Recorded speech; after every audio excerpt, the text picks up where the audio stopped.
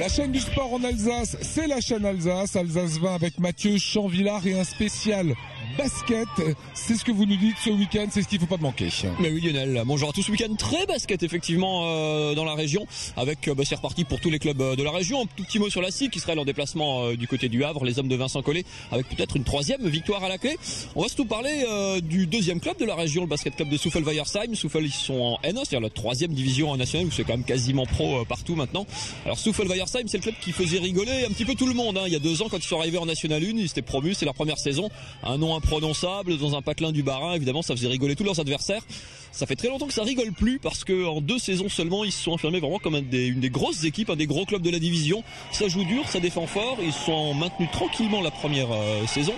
Ils ont fini deuxième de la saison régulière l'an dernier. Joué une demi-finale de play-off, ils sont passés à pas grand chose, 2 matchs, même pas d'une accession en Pro B.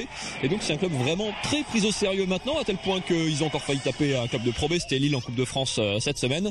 Retour en championnat où là par contre pareil, ça rigole plutôt du côté de Soufel. 5 matchs, 5 victoires, ils sont donc parmi les équipes de tête fatalement de ceux qui ont fait carton plein depuis le début de saison. Quelles ambitions du coup pour Soufel cette saison dans cette National 1? Est-ce que la Pro B est comme toujours une espèce de rêve, de chimère, accessible, pas accessible? La réponse de leur coach Stéphane Eberlin. Je crois que c'est dur de dire qu'on va faire aussi bien parce que l'an dernier on a fait quelque chose d'exceptionnel. Il faut surtout pas se leurrer par rapport à ça. Non, l'objectif qu'on s'est fixé au niveau du club et au niveau du groupe, c'est finir dans les 5 premiers pour avoir un play-off à domicile dans la phase finale. Maintenant, dans les 5 premiers, ça veut dire qu'on peut être premier comme 5e. Donc une des 5 premières places nous satisferait très bien. C'est vrai qu'on se sent bien en N1, ça fait maintenant notre 3e année, c'est bien parti. Voilà, on grandit tout doucement à notre vitesse. On essaye de pas griller les étapes pour pas se mettre en danger, pour que le club soit le plus stable possible.